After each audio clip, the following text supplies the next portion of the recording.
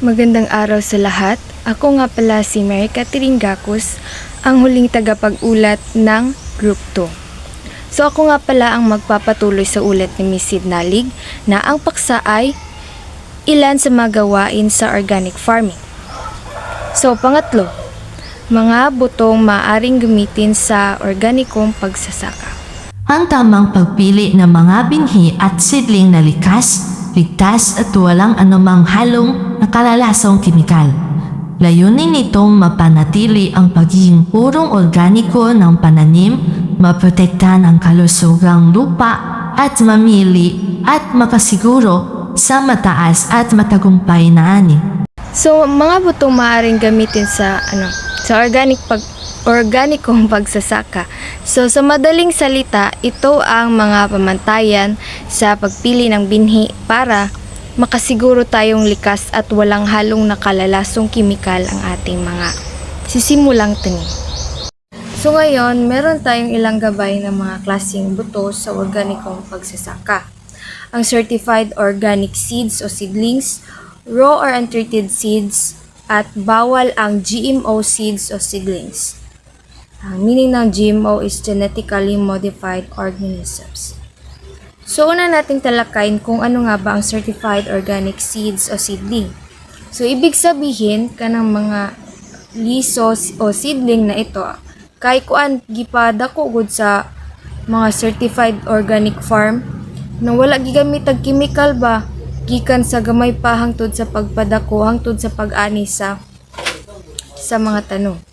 So halimbawa is mga binhing binili sa mga legit nga organic seed suppliers kanang nagoy tatak or kanang na-seal nga organic certification katong gold man to itsura ato. So ito ang itsura ng certified organic seeds o seedling. Okay, sa sunod naman is ang raw o untreated seeds. Gagamitin lang natin ito kapag walang available na certified organic seeds.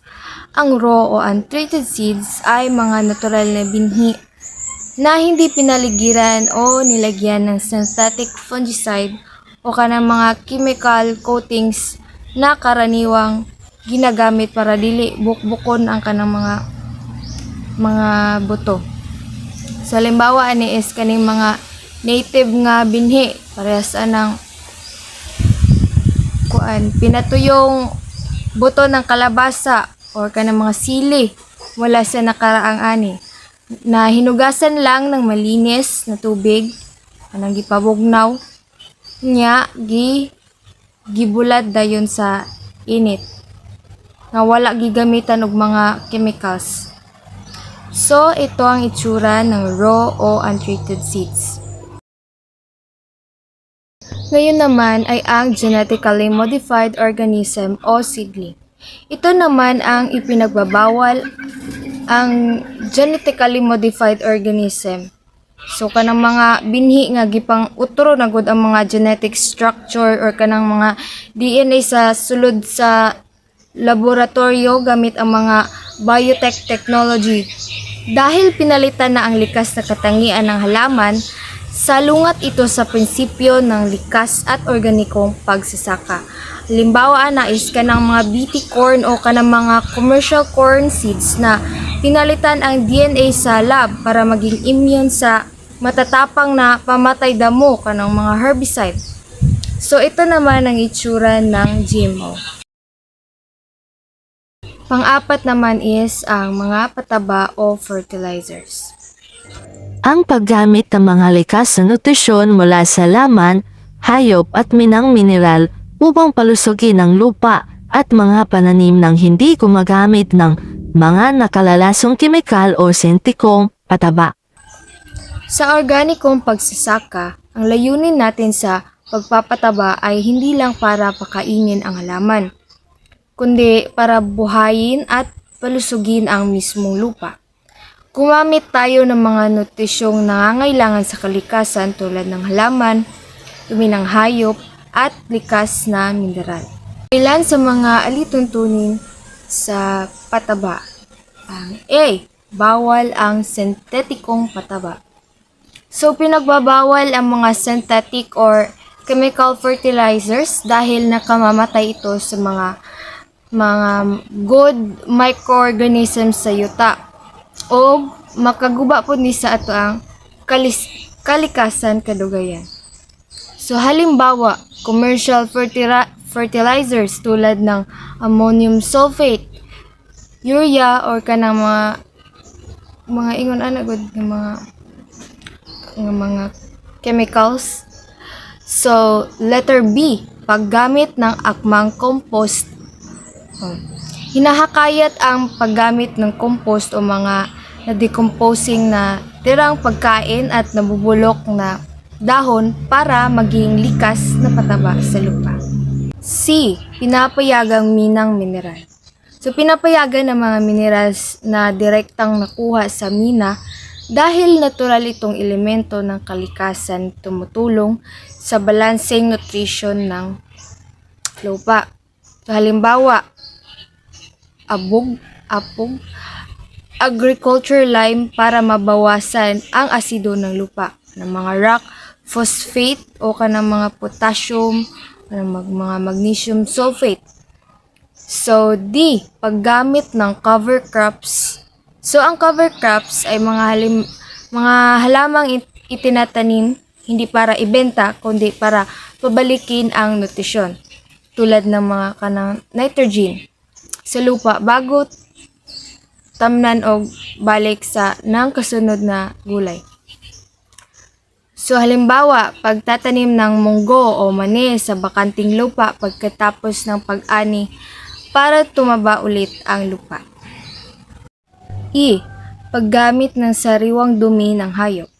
Pinapayagan ang sariwang dumi ng hayop pero may mahigpit na pre-harvest interval rules para makasigurong walang bakterya tulad ng E. coli na makakahawa sa tao. For example, kung magbutang ka og tai sa baka sa yuta, kailangan mag-wait ka og 120 days bago nimo anihon ang mga gulay nimong gitamnan ato nga yuta. So next is kung magbutang ka og tai sa manok, mag-wait pod ka og 90 days ay nimo makuan maani ang kaning mga gulay nga imong gitanom dito nga yuta. F. Paggamit ng vermicompost at on-farm organics. So ito ay ang mga paggawa at paggamit ng mga likas na pataba mula sa loob mismo ng sakahan sa tulong ng mga bulati, vermicomposting, at mga nabubulok na natural na materyales o on-farm organics. So layunin nitong magbigay ng mataas na nutrisyon sa lupa at pananim nang hindi na kailangan bumili ng mga mamahalin o nakalalasong kemikal sa labas. So ang vermicomposting guys is ito ay ang natural na proseso ng paggawa ng matabang pataba sa tulong ng mga bulati or worm na kumakain at nagproproseso sa mga nabubulok na tirang pagkain, dahon at dumi ng hayop. So halimbawa anang vermicomposting is paggawa ng maliit na babad, kahon o lalagyan sa sakahan ng mga African nightcrawler. Kanang African nightcrawler is kanang uri na siya sa worm na pinapakain ng mga balat ng prutas at tuyong dahon upang maging vermicast. Ang vermicast is dumi ng bulate. Ang vermity is kanang likidong katas sa kanang worm, kanang sayang lawas, kanang slime ang meaning ato. So ang on-farm organics pod is tumutukoy ito sa lahat ng likas at nabubulok na materyales na nanggagaling o ginagawa mismo sa loob ng sakahan upang patabain ang lupa at mga pananim. So ang example aning on-farm organics is kanang pag-iipon ng mga natirang dahon ng saging, dumi ng alagang baka or sa kanang manok, at kanang mga weeds ay kanang mga damogod sa paligid ng farm upang gawing compost o green manure imbis na bumili ng mga commercial chemical fertilizers. Next is pangangasiwa laban sa mga peste, damo, at mga sakit panghalaman. Ang paggamit ng mga likas na nutrisyon mula sa halaman, hayop at minang mineral upang palusugin ang lupa at mga pananim na hindi gumagamit ng mga nakalalasong kimikal o sintikong pataba. So sa organikong pagsasaka, ang pangunahing sistema natin ay tinatawag na Integrated Pest Management or IPM. So sa IPM, hindi natin gustong basta na lang lasunin o ubusin ang lahat ng insekto. So sa halip, inaaral muna ng magsasaka ang life cycle ng peste para malaman kung kailan at paano sila pigilan gamit ang pinagsama-samang natural at ligtas na paraan. Ilan sa mga alituntunin ng pangangasiwa ng peste, damo at mga sakit panghalaman. A. Bawal ang sentetikong pesticide or pestisidyo. So, pinagbabawal ang mga commercial chemical sprays gaya ng mga pang-spray ng uod o kanang mga matatapang na pamatay damo dahil nakalalason ito sa pagkain, nakamamatay ng mga mabubuting insekto at nakakasira sa kapaligiran. So, halimbawa nito is kanang mga chemical good na insecticide o kanang mga herbicide na nabibili sa kanang mga aggregate shops na may babalang poison. So, B. Paggamit ng naturally derived substances. So, pinapayagan ang mga likas na sangkap o pampataba at pampuksa mula sa kalikasan na hindi nakasasama sa kalusugan ng tao. Parehas anang neem oil spray. Parang neem oil spray mo ng natural na pampalayas ng uod o at sapot. Ang kana pong kaolin clay. Anong kaolin clay mo ng pulbos na ipinapahid sa dahon para hindi kakainin ng insekto. C. Biological control o likas na kaaway ng peste. Ang biological control ay ang paggamit ng mga mabubuting insekto, bakterya o parasites na siyang natural na kumakain o pumupuksa sa mga pesteng nakakasira sa pananim. For example, kanang ladybug, kumakain sa mga peste sa gulay.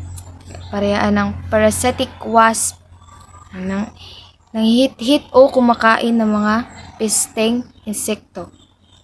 So, letter D, paraang physical methods. Ito ay ang direktang paggamit ng lakas ng katawan o mga kagamitan para harangan, hulihin o alisin ang mga peste at damo. For example, hand removal, manumanong pagpitas sa mga uod o pag-aalis ng damo gamit ang kamay. So, next example is sticky traps or fruit fly trap. Paggamit ng dilaw na kalatagan na may pandikit o ginagawang trap gamit ang cut-out pet bottle na may suka at sabon para mahuli ang mga fruit fly. E. Paraang cultural or cultural methods. So ito ang tamang pag-aayos ng sistema at kapaligiran ng sakahan upang hindi maging paboritong bahay ng mga peste at sakit ang ating mga pananim. So for example, crop spacing o kanang paglalagay ng sapat na agwat sa pagitan ng mga halaman para maganda ang hangin at hindi madaling mabuo ang molds or mga kanang fungal diseases. And next example is resistant crop varieties. Kanang pagpili ng mga uri ng gulay na likas na matibay at hindi madaling tablan ng peste. Yun lang po, maraming salamat.